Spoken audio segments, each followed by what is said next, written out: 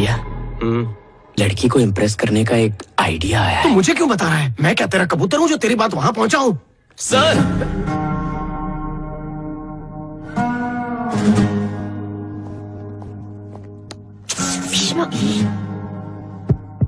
Check check. तुझे पैसे नहीं मिलने वाले हैं। आपने सही कहा सर, यहाँ किसी को भी ऑर्गेनिक फार्मिंग के बारे में कुछ नहीं पता है। जाम्बिया और इथियोपिया जैसे देशों में भूख से मरने वाले लोगों को भी इस सब के बारे में कुछ नहीं पता सर। सर, आप केमिकल से ज्यादा फसल उगाना चाहते हैं ना, तो फिर आपने आपकी कंपनी उन्हीं देशों में क्यों नहीं शुरू की?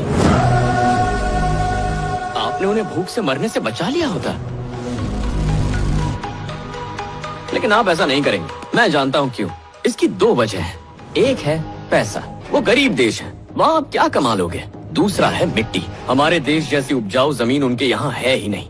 सर, जब मिट्टी उपजाऊ नहीं है तो आपके केमिकल से क्या होगा? वो क्या है ना, फसल के लिए मिट्टी चाहिए, आपका केमिकल नहीं। हाँ, वो तो ठीक है, पर सर, मुझे बोलने का मौका दिया है तो आप बीच में टोकिए मत। ऊपर वाले पे विश्वास करते हैं? बताइए ना सर। हाँ। अरे, आज के इस मॉडर्न जमाने में भी ऊपर वाले पे विश्वास? तो सदियों पुरानी ऑर्गेनिक फार्मिंग अपनाने में बुराई क्या है सर?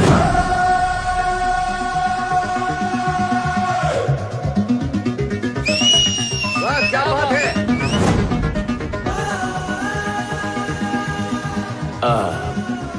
हमारे वेदों में और कई धार्मिक ग्रंथों में यही कहा गया है कि जमीन से सोना उगाने के लिए ऑर्गेनिक खेती सबसे अच्छी है। हाँ, यही सच है। अगर इसे सही तरीके से अपनाएं तो कोई शक नहीं कि जमीन को किसी केमिकल की जरूरत पड़े। प्रकृति को हमारी जरूरत नहीं है, लेकिन इंसान की जो भी जरूरतें हैं उसे प्रकृति पूरा करती है। उसे आपके केमिकल से बर्बाद मत कीजिए। अब यहाँ से आगे मेरे दोस्त MSc agriculture gold medalist mister Parimal भाई बोलेंगे, उन्हीं से सुनिए। Thank you.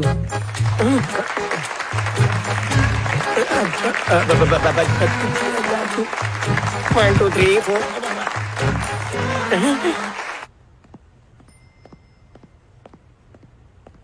रुको।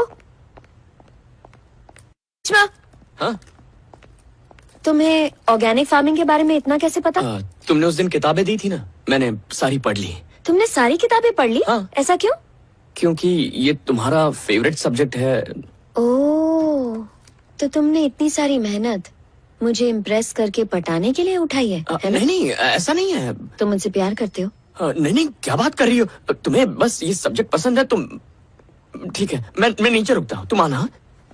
I love you.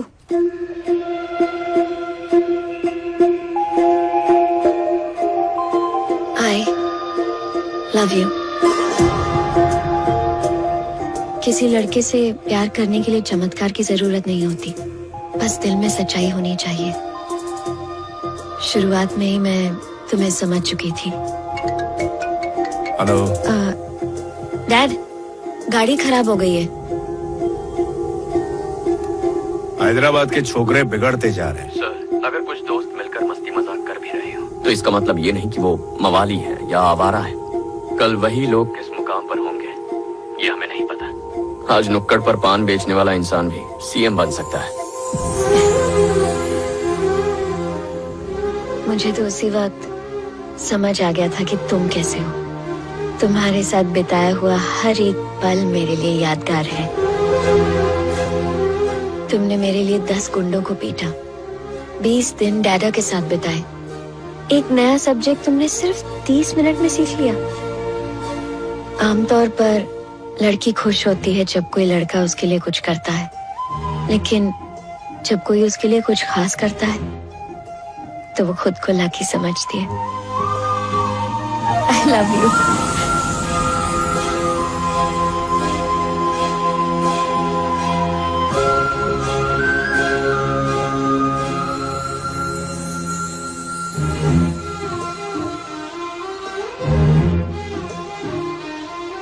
तुम भी प्यार करते हो ना? हद से ज्यादा करता हूं।